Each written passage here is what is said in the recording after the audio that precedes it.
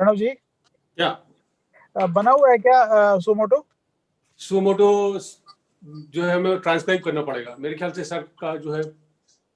Sir कुछ draft तो नहीं है ना Singhvi sir? No no. Okay sir, fine, we'll do sir, don't, no issue.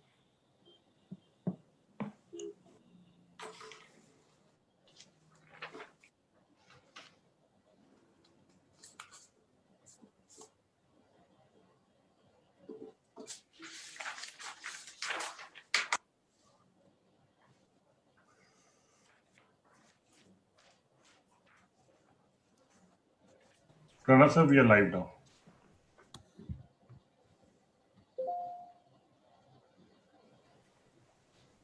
Sir, we've gone live now. But the screen is dark.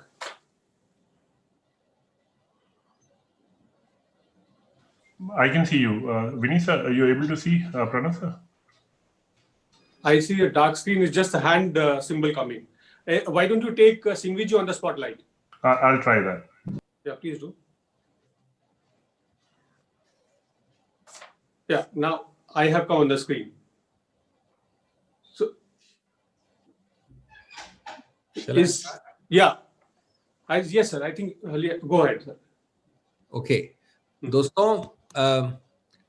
नमस्कार। आपको कुछ समय बाद मिल रहे हैं। आज हम वापस कर्नाटक जाते हैं और आपको याद है कि मेरा सौभाग्य या मेरा दुर्भाग्य कह लीजिए, 11 अक्टूबर को भी मैंने कर्नाटक के विषय में आपको संबोधित किया था। 18 नवंबर को वापस भ्रष्टाचार के विषय में, उस बार गुजरात से लेकिन कर्नाटक का भी जिक्र किया था। और आज वापस भ्रष्टाचार और कर्नाटक के इस घनिष्ठ संबंध के बारे में मैं आपका ध्यान आकर्षित करना चाहता हूं। लगता है कि कर्नाटक कोई एक विशेष एग्जेम्पशन या किसी एक विशेष कैटेगरी में पड़ता है कि न मोदी जी, न नड्डा जी, न अमित शाह जी, न बीजेपी पार्टी वहां के दिन दहाड़े भ्रष्टाचार से लिप्त कुशासन के बारे में कुछ करे तो दूर कुछ कहे। ये एक स्पेशल, जिसको कहा जाता है संविधान में 9th शेड्यूल की इम्यूनिटी दी गई है कर्नाटक के बीजेपी के शासकों को कि आप करो, हम न आपको आपके भ्रष्टाचार के विषय में व्यवधान करेंगे, न टोकेंगे, न संबोधित करेंगे, न निंदा करेंगे, न कुछ कहेंगे। और जैसे बिजनेस एज यूजुअल होता है वो चलता रहेगा। पिछली बार जब मैंने आपसे वार्तालाप किया था तो बात हुई थी बंगलोर में 662 करोड़ के बहुत सारे अपार्टमेंट्स के घोटाले के विषय में। और आपको याद होगा कि उस पे व्हाट्सएप, टेप्स, वक्तव्य सब आ गए थे सामने। कॉन्ट्रैक्टरों ने कहा कि किस प्रकार से घूस मांगी गई, घूस दी गई, कौन देने आया, और उसके आगे वो जो अकाउंट नंबर्स थे वो कलकत्ता तक ट्रेस हुए और सीधा संबंध हुआ बीजेपी के वरिष्ठ नेताओं से और उनके संबंधियों से। ये सब चीजें पुरानी हैं लेकिन महत्वपूर्ण है क्योंकि श्रृंखला का संबंध है उनसे। और मैंने तब भी कहा था कि जैसा महात्मा गांधी ने कहा है कि कुशासन और भ्रष्टाचार और कुशासन हाथ पकड़ के चलता है, और इसका सबसे उत्तीर्ण उदाहरण है कर्नाटक। अब क्या हुआ, जरा मैं उसका आपको विवरण करूं, उसके बाद वापस आते हैं कि पहले क्या हुआ था कर्नाटक में। इस बार एक निर्णय आया है उच्च न्यायालय से। ये ना हम कह रहे हैं, न कांग्रेस कह रहा है, न विपक्ष कह रहा है, प्रतिद्वंदी नहीं कह रहे हैं। उच्च न्यायालय ने एक 20 पन्ने के विस्तृत कई कारणों के समेत एक निर्णय दिया है। उच्च न्यायालय कर्नाटक बंगलौर से, जो बड़ा रोचक है और आपको दिखाता है कि किस प्रकार से बीजेपी और बीजेपी की सरकारें भ्रष्टाचार से लिप्त बेलगाम चल रही हैं, बेशर्मी से चल रही हैं। लोकलाज और जनता जनार्दन का कोई लिहाज भी नहीं है। ये याचिका थी माननीय येदियुरप्पा जी द्वारा, इसमें प्रथम याचक हैं माननीय मुख्यमंत्री, सिटिंग मुख्यमंत्री BS येदियुरप्पा, नाम लिखा है उनका पहले पृष्ठ पे। उन्होंने कहा कि इसको निरस्त किया जाए, क्वॉश किया जाए। किसको? जो मेरे विरुद्ध कंप्लेंट हुई है, जो मेरे विरुद्ध FIR है, और ये FIR और कंप्लेंट मेरे विरुद्ध है भ्रष्टाचार विरोधी कानून में अनुच्छेद 13 के अंतर्गत, जिसको प्रिवेंशन ऑफ करप्शन एक्ट कहते हैं। ये कंप्लेंट और FIR जो मेरे विरुद्ध लंबित है, इसको माननीय न्यायालय, उच्च न्यायालय निरस्त करे। उच्च न्यायालय ने विस्तृत रूप से कहा कि निरस्त नहीं होगी, नहीं होनी चाहिए। क्यों नहीं होगी, क्यों नहीं होनी चाहिए, मैं उन कानूनी दलीलों से आपको इस वक्त बोर नहीं करूंगा। विशेष रूप से पैरा 10 में जो उन्होंने कहा और विशेष रूप से पैरा 11 में कहा, वो आवश्यक है सुनना। उच्च न्यायालय ने, मैं अभी समराइज कर रहा हूं, फिर मैं आपको पढ़ के बताऊंगा, कहा कि पहली बात तो निरस्त नहीं होना चाहिए। दूसरी बात कि कुछ और लोगों के विषय में निरस्त कर चुका है उच्च न्यायालय, लेकिन वो लागू नहीं होता माननीय मुख्यमंत्री पे। तीसरी बात, वो इसलिए नहीं होता लागू क्योंकि मुख्यमंत्री के विरुद्ध स्वतंत्र अलग विभिन्न आरोप हैं कि उन्होंने मुख्यमंत्री की कुर्सी में बैठे हुए जो जमीन आवंटित होकर अलॉट हो गई थी इंडस्ट्रियलिस्ट को, नए उद्योगों को, उसको डीनोटिफाई कर दिया। यानी जमीन ली किसी कृषक से, पैसा बना लिया, उसको आवंटित कर दिया, और फिर कुछ लोगों ने जिन्होंने पैसा बनाया था उनके फेवर में डीनोटिफाई भी कर दिया। और उसमें लिखा कि ये मुख्यमंत्री यानी श्री BS येदियुरप्पा ने रेकलेसली, ये मेरा शब्द नहीं है, ये वहां लिखा है, कंप्लेंट में लिखा है, जो उच्च न्यायालय ने कोट किया है, रेकलेसली ये किया, और इसलिए स्वतंत्र रूप से इनके विरुद्ध चलना चाहिए। उसके बाद पैरा 10 में ये कहा उन्होंने कि ये अत्यंत दुखद प्रसंग है, अत्यंत गंभीर मुद्दा है कि लगभग 5 वर्ष तक, और लगभग बता रहा हूं मैं आपको, एग्जैक्ट तारीखें लिखी है वहां, 2015 से 2019 के अंत तक, यद्यपि न्यायालय का कोई अंतरिम आदेश, जिसको हम स्टे कहते हैं, नहीं था, फिर भी आपने यानी पुलिस ने, विशेष रूप से लोकायुक्त पुलिस ने इन्वेस्टिगेशन तक नहीं किया। यह बताइए कि आपने इन्वेस्टिगेशन क्यों नहीं किया? किसी रूप की बाधा नहीं थी आपके ऊपर, कोई कानूनी हिचक नहीं थी, कोई प्रतिबंध नहीं था। 5 वर्षों तक इसको सुला के लुप्त रखा गया। क्यों? क्योंकि व्यक्ति महत्वपूर्ण है, बीजेपी सत्तारूढ़ पार्टी है, मुख्यमंत्री का पद बड़ा है। उसके आगे वापस पैरा 10 पे कहा उच्च न्यायालय ने कि इसमें तो और भी ज्यादा गंभीर और रोचक इसलिए है क्योंकि एक सेशन जज, जो कि स्पेशल जज होता है CBI कोर्ट का, आप जानते हैं प्रिवेंशन ऑफ करप्शन एक्ट के CBI केसेस होते हैं, उसने 15/6/2017 में वापस ये आश्चर्य प्रकट किया था। तारीख दी है 15/6/2017 में। देखिए 15 से 19 तक कुछ नहीं किया। उस दौरान 15 जून 2017 में एक जज भी लिखता है, ये सब उच्च न्यायालय अब कल वाले जजमेंट में 22 दिसंबर के जजमेंट नोट कर रहा है कि 15 जून में आश्चर्य प्रकट किया स्पेशल जज ने, I quote, no stay order is received और produced before the court so far as investigation against accused 2 is concern. Accused 2 माननीय येदियुरप्पा जी हैं।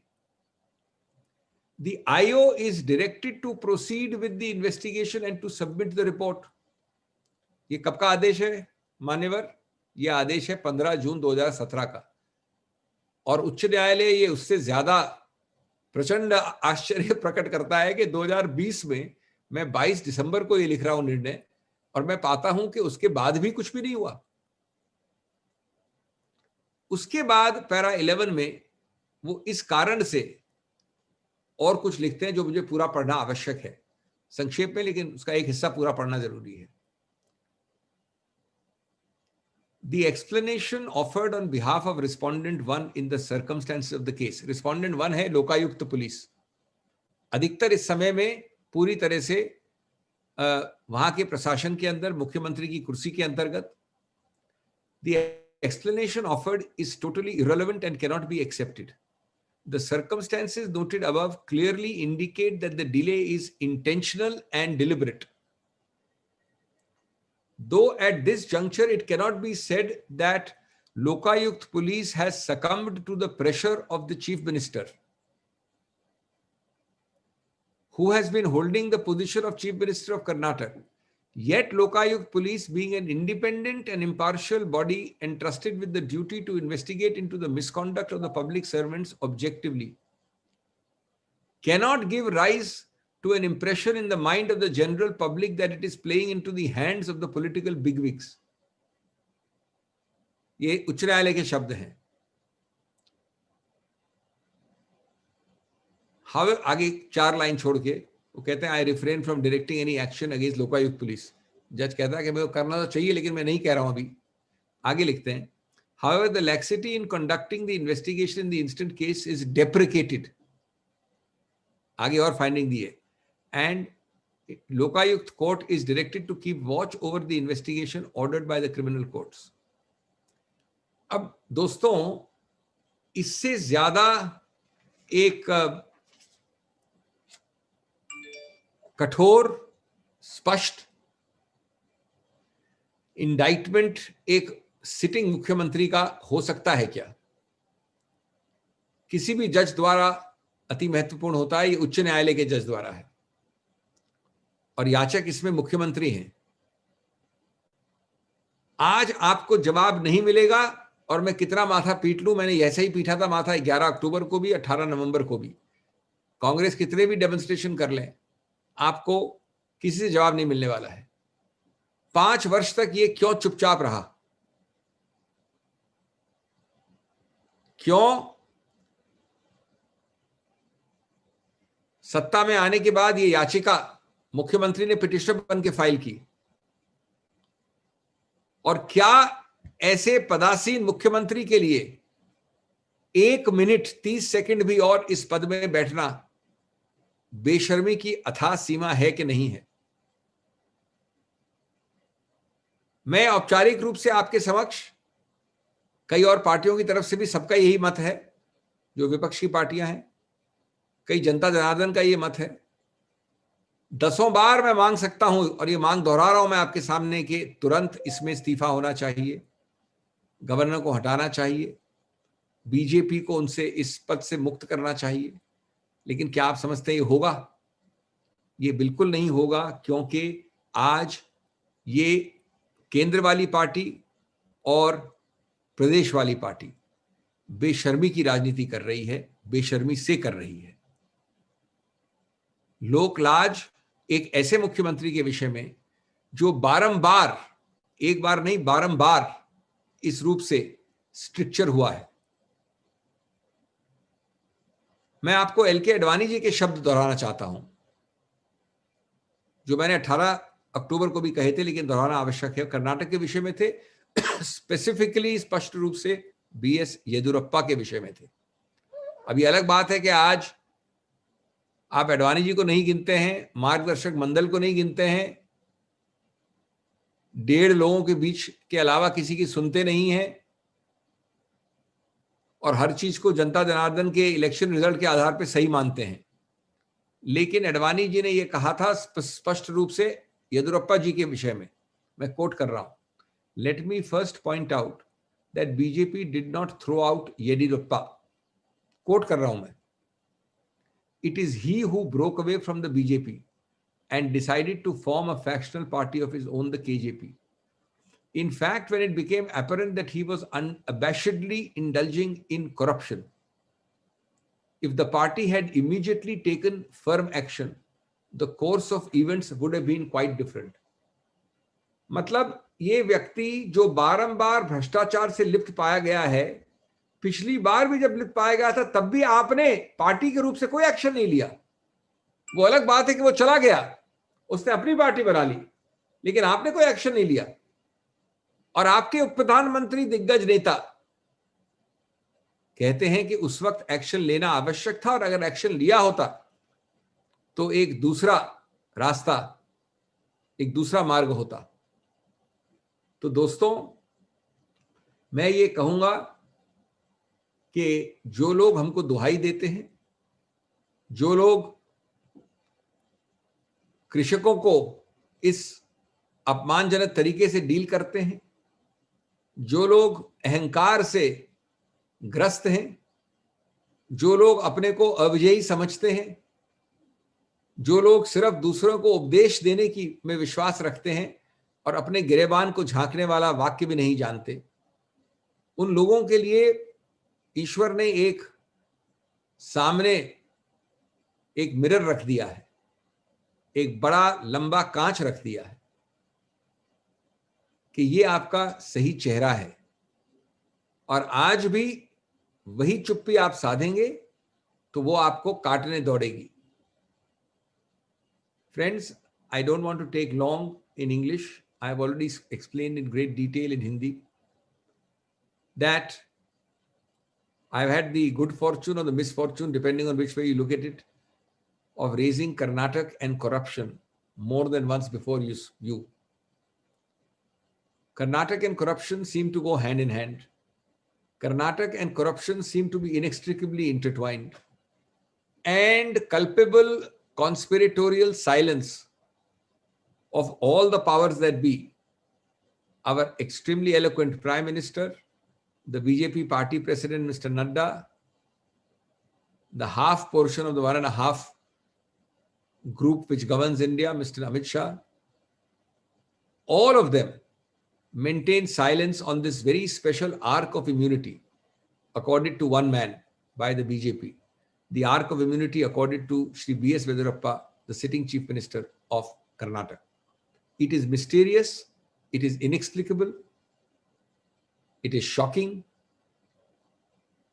The Congress party has earlier and today again, with all the force at my command, I call for the immediate resignation, removal, stepping down of the chief minister, but knowing full well it will not happen. Why do I say all this? I say it because on the 11th of October, I had given you an example with tapes and WhatsApp messages about contractors talking of bribes paid in connection with a 662 crore apartment complex project in Bengaluru. I'm not repeating that, but you received eloquent silence from the powers that be when we asked for B.S. Yediyurappa's resignation then. Today, that is yesterday, we have a judgment of no less than the High Court of Karnataka, the highest court of that state, and one court below the Supreme Court. It's a detailed judgment of about 20 pages. It arose from a complaint under the Prevention of Corruption Act years ago against the current chief minister and other accused. One of the principal arguments in the petition which the High Court decided, where the petitioner number 1 is Mr. Yediyurappa himself. Mr. Yediyurappa is the petitioner in the petition dismissed yesterday by the High Court. The principal argument by him was that, like some other accused, complaints have been quashed, please quash my complaint. The court rejects that argument, saying that no, you are independently accused of, quote unquote, recklessly denotifying valuable lands which had been acquired, allotted, and given to entrepreneurs. But because it helps landholders and people connected to you, you denotified it. That is the prosecution you are facing under Section 13 of the Prevention of Corruption Act. And that is an independent charge, and just because some accused got relief, I will not give you relief, is the first point. The judgment then goes on to deal with other points, but most important are para 10 and para 11, which I am reading only portions of to save time. The court laments in very strong language as to how and why the Lokayukt police and the state apparatus allowed a person to remain not even under investigation, with the investigation not proceeding at all for 5 long years, from early 2015 to end 2019. It further notes the astonishing fact that in that period, there is absolutely no reason, because there was no stay, no hindrance, no obstruction to any investigation, because no court had intervened in favor of Mr. Yedurappa. It further notes an astonishing order in the middle of that period, dated 15th of June 2017, by the Special Judge on the Prevention of Corruption Act handling the case, who says, quote, no stay order is received or produced before the court so far as investigation as against accused 2 is concerned. The IO is directed to proceed with the investigation. 2015 to 19, and even after this order of 2017. Consequently, the court at the end goes on in para 11 to use strong words. And it says, yet the investigation insofar as petitioner accused not being installed, the explanation offered is totally irrelevant and cannot be accepted. It goes on, the circumstances noted above clearly indicate that delay is intentional and deliberate. Can you imagine, for a sitting chief minister? Though at this juncture it cannot be said that respondent 1 has succumbed to the pressure of the petitioner. Now respondent 1 is the Lokayukt police, petitioner is Yedurappa. So the court is saying, though I will not give a finding that Lokayukt police has succumbed to the pressure of the chief minister, who has been holding the position of chief minister, yet Lokayukt police, being an independent and impartial body entrusted with the duty to investigate into the misconduct of the public servants, objectively cannot give rise to an impression in the mind of the general public that it is playing into the hands of the political bigwigs. I refrain from making strong comments against the Lokayukt police, but laxity in conducting the investigation is deprecated. And the Lokayukt police is directed to keep watch over the investigation ordered. You can now understand the game Mr. Yedurappa, the BJP and the state government has been playing. In or out of power, delay matters. Don't allow investigation to start. Wait for opportune moments to challenge by quashing petitions. Lose in the petitions and then continue delaying. Ultimately, the bottom line is simple. Never let judgment day come. Never let results follow. Let time take its own course and solve matters on its own. Friends, it is dastardly. It is inexcusable. I think Mr. Yedurappa, the BJP, Karnataka and corruption have intersected far too often, far too many times. Mr. L.K. Advani, the Deputy Chief Prime Minister, whom you should listen to, even though you ignore him by putting him in the Margdarshak Mandal, had said years ago about this very Chief Minister, quote, he had said, let me first point out that the BJP did not throw out Yedurappa. It is he who broke away from the BJP and decided to form a factional party of his own. In fact, when it became apparent that he was unabashedly indulging in corruption, if the party had immediately taken firm action, the course of events would have been quite different. Don't listen to us, but at least don't completely insult and forget your leaders like Vajpayee and Advani. Don't listen to us, but don't give homilies on corruption to the whole world and keep eloquently silent at all levels when Yedurappa and Karnataka and corruption intersect and come to the public domain. Have some shame, some political shame, and do not practice the politics of deception by providing a special constitutional arc of immunity to your chief minister. The whole country is waiting for the prime minister to do his Raj Dharma, his constitutional dharma, and we will not hesitate to keep on reminding him of his constitutional dharma so long as no action is taken, no comments made, no reprimand recorded. Thank you. Thank you, sir. We'll invite questions. Please indicate your questions, please.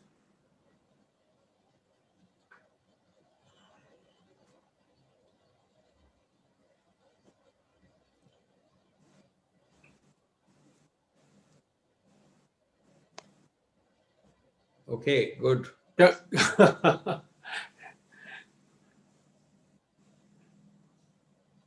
Siddharth from ANI, Siddharth जी पूछिए। Sir, but it's not on your suo moto, sir.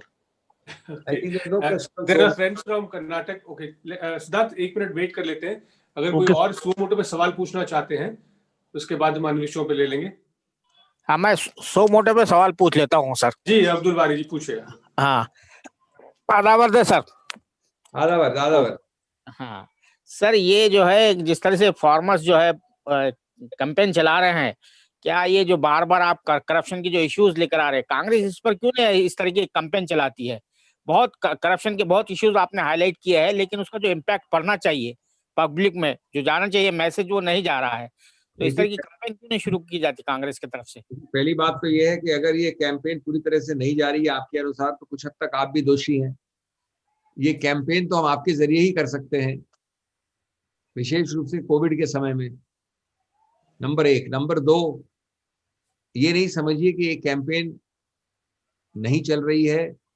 जब कभी ऐसा कोई मुद्दा हुआ है, आप पन्ने उठा के देख लें, सबसे अग्रिम पंक्ति में रही है कांग्रेस। चाहे मैं रहा हूं या मेरे कोई कॉलीग रहे हो, लेकिन मुद्दा कांग्रेस ने बार बार उठाया।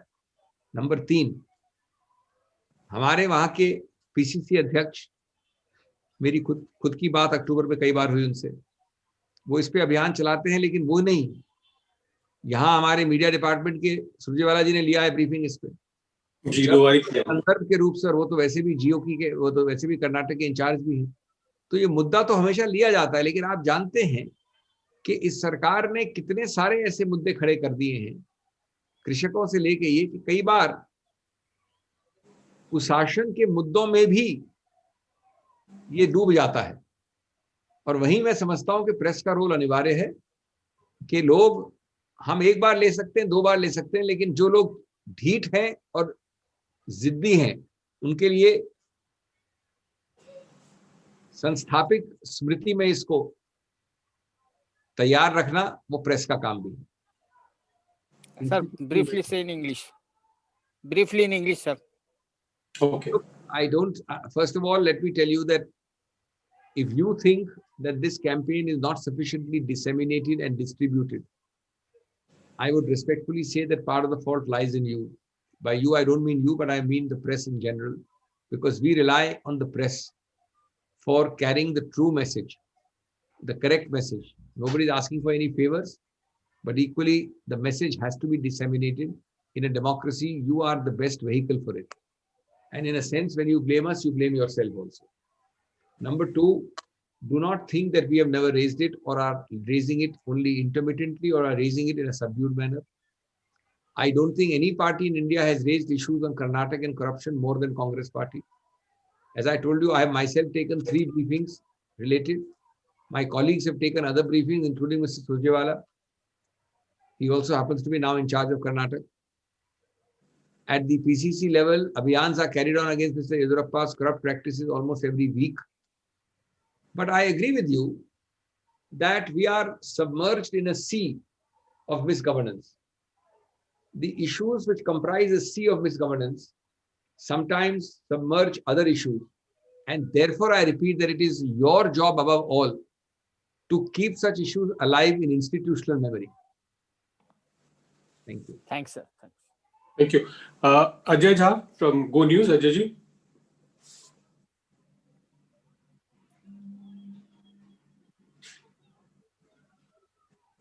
अजय जी आवाज आ रही है आपकी? आपको आवाज आ रही है? हाँ आ रही है आवाज जी हाँ पूछिए। सिंघवी जी, मेरा सवाल पश्चिम बंगाल को लेकर है। जिस तरह से वहां लगातार राजनीतिक हिंसा हो रही है, आज भी हिंसा हुई है बीजेपी और टीएमसी के बीच में, और जिस तरह से चाहे वो गृह मंत्री हो या बीजेपी के अध्यक्ष हो लगातार दौरा कर रहे हैं, आपको लगता है कि पूरी तरह से बंगाल के चुनाव को पोलराइज करने की कोशिश की जा रही है? और इस सब में अगर वहां ट्रायंगुलर फाइट होता है, अगर कांग्रेस और लेफ्ट एक साथ आती है और टीएमसी और बीजेपी, इस ट्रायंगुलर फाइट में कहीं ना कहीं बीजेपी को फायदा होगा अगर जो बाकी विपक्षी पार्टियां हैं वो अलग अलग चुनाव लड़ती है तो? सर ये सवाल का जवाब देना चाहे, मैं उसके पहले ये सुनिश्चित करना चाहता था कि कर्नाटक पे और कोई सवाल तो नहीं है। मैंने सोचा ये भी सुमो मोटो पे पूछेंगे। किसी और साथी का सवाल हो कर्नाटक के मुद्दे पर, येदियुरप्पा जी के मुद्दे पर, उसके बाद हम अगला सवाल ले लेंगे। जी मेरे ख्याल से नहीं है सर अब। देखिए, आपके प्रश्न का पहला हिस्सा जो है, मैं समझता हूं इसमें एक लेश मात्र भी संदेह नहीं है कि बीजेपी, और मैं सीधा बीजेपी का नाम ले रहा हूं, मैं न टीएमसी का नाम ले रहा हूं, न लेफ्ट का नाम ले रहा हूं, और कांग्रेस का नाम लेने का सवाल ही नहीं उठता। बीजेपी का सीधा उद्देश्य, स्पष्ट उद्देश्य, बल्कि करीब करीब बेशर्मी वाला उद्देश्य है कि वो पोलराइज करें, विभाजन करें, विवादित करें, संदेह और आपसी वैमनस्य के आधार पर चुनाव लड़ें। नंबर 2, हम सबको, चाहे मैं कांग्रेस हूं, आप टीएमसी हैं, वो लेफ्ट हैं या और कोई पार्टी है, यह अति आवश्यक है कि इस उद्देश्य को समझें और इसके ट्रैप पे न पड़ें। मैं अभी पोलराइजेशन की बात कर रहा हूं, और मैं किसी और पार्टी को, हाँ इक्का दुक्का इंडिविजुअल केस में हो सकता है, मैं व्यक्तियों की बात नहीं कर रहा हूं, लेकिन संस्थापित स्तर पे कोई पार्टी इसमें न करती है न माहिर है जिस प्रकार से बीजेपी है। और हर पार्टी को पूरी तरह से सतर्क होना, अति सतर्क होना अति आवश्यक है। नंबर 3, मैं तो चाहूं निजी रूप से, तो निश्चित रूप से वहां पर तीनों पार्टियों को ज्वाइन करना चाहिए था। 2 की बात क्या कर रहे हैं आप, तीनों को ज्वाइन करना चाहिए। और ऐसा नहीं है कि हमारे संसद में लेफ्ट और टीएमसी का एटलीस्ट कोऑर्डिनेशन नहीं है, बहुत हद तक कोऑर्डिनेशन है, लेकिन ये चुनाव में संभव नहीं होता है, तो कुछ हद तक तो दुर्भाग्य है। लेकिन मैं नहीं समझता कि इससे बीजेपी को कोई सीधा फायदा होने वाला है। मैं समझता हूं कि बेहतर जरूर होता कि एकदम ही वोट विभाजन नहीं हो, लेकिन बीजेपी करीब करीब एक फॉरेन पार्टी मानी जाती है वहां पर। संसद में उन्होंने अच्छा किया हो, लेकिन बंगाल की असेंबली में उसका कोई स्थान नहीं है, और इसलिए ये जो लड़ाई होगी वो सीधी होगी टीएमसी और वामपंथी कांग्रेस वाले गुटों से। हल्ला शोर गुल वगैरह जरूर बीजेपी ज्यादा करेगी, विभाजन और पोलराइजेशन की राजनीति जरूर खेलेगी, और जब तक हम सतर्क रहेंगे उसमें, तब तक बीजेपी को नुकसान ही होगा। सिद्धार्थ ने पूछा था पहला सवाल, सिद्धार्थ पूछ लीजिए। सर नमस्कार सर, मेरा सवाल जम्मू कश्मीर के जो डीडीसी चुनाव हुए थे उनके नतीजों के ऊपर है, जहां बीजेपी ने एक अच्छी बढ़त जम्मू के रीजन में पाई है। कश्मीर के अंदर गुपकार अलायंस आगे है। कांग्रेस किस तरीके से देखती है इस पूरे नतीजों में, क्योंकि आप 5वें नंबर की पार्टी में बनकर रह गए हैं। और दूसरा सवाल ये इसी के से जुड़ा हुआ कि क्या गुपकार अलायंस को कांग्रेस पार्टी समर्थन देगी? देखिए, जो जहां तक आपके प्रश्न का दूसरा हिस्सा का सवाल है, अभी तक कोई निर्णय नहीं लिया गया इसमें, इसलिए मेरा बोलना उचित भी नहीं होगा, ना संभव है। दूसरी बात यह है कि इसमें कोई राय नहीं है कि अगर गुपकर को एक तरफ देखें और बीजेपी को एक तरफ देखें, तो हम बीजेपी के तो किसी हालत में समर्थन नहीं दे सकते, लेकिन किसको समर्थन देंगे ये निर्णय लेना अभी बाकी है। नंबर 3, मैं ये जरूर मानूंगा कि जितना अच्छी तरह से हमें परफॉर्म करना चाहिए उतना परफॉर्मेंस नहीं हुआ है। स्कोप और पोटेंशियल उससे बेहतर होने का है, लेकिन आप ये समझिए कि जो पार्टियां किस कठिन और कठिनाइयों के दौरान ये चुनाव लड़ रही हैं, जो व्यवधान है, जो बाधाएं हैं, जो फ्री कैंपेनिंग और एक संपर्क के बीच में जो व्यवधान है, वो कोई आम नहीं है। अभी सबके लिए बराबर है, मैं समझता हूं, लेकिन कांग्रेस पार्टी जो कि एक सबको साथ लेके चलने वाली पार्टी है, वो न वैली के किसी विभाजन को मानती है, न जम्मू के इलाके में जो बीजेपी करती है बार बार डिवाइड एंड रूल वाला पॉलिसी, उसमें भी विश्वास नहीं करती है। उन दोनों में कुछ हद तक बीच पे पड़ गई है कांग्रेस, और इसलिए इतना अच्छा इसमें आशावान जो था हमारा, उतना परिणाम नहीं हुआ है। उसी तरफ काम करेंगे, लेकिन इतना बुरा भी नहीं हुआ है, और जो हमें समय मिला था और जिस बाधाओं से हमने लड़ा है उसके अनुसार मैं समझता हूं कि उसी संदर्भ में इसको हम देखते हैं। Thank you sir. Thank you Siddharth. कोई और सवाल हो साथी तो पूछ लें।